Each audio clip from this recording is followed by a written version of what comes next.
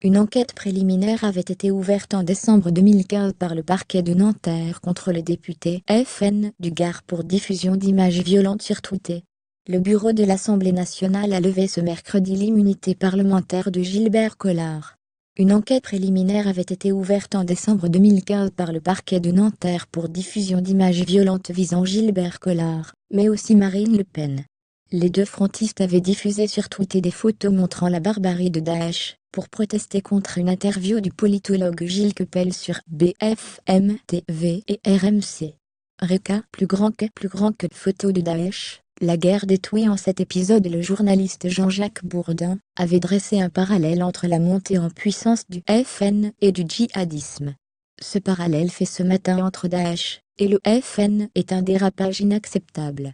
Il doit retirer ses propos immondes, avait réagi Marine Le Pen avant de publier, 5 minutes plus tard, 3 autres tweets sur lesquels apparaissent des photos d'hommes, dont l'un est écrasé par un tank, l'autre est brûlé vif dans une cage et le dernier est décapité. À chaque fois, elle précise @Bourdin. RMC, Daesh c'est ça. Gilbert Collard avait suivi l'exemple juste après.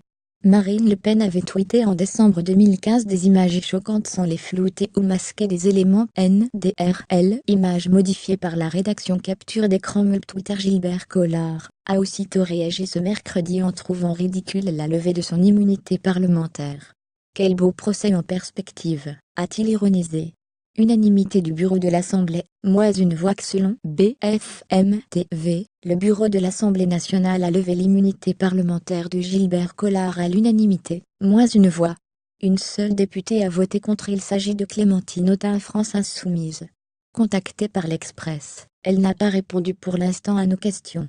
Le 22 février dernier, le même bureau de l'Assemblée avait refusé de lever l'immunité de Gilbert Collard.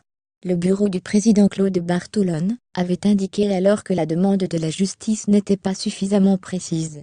Le Parlement européen avait, lui, approuvé en mars 2017 la levée de l'immunité parlementaire de Marine Le Pen, alors encore députée européenne.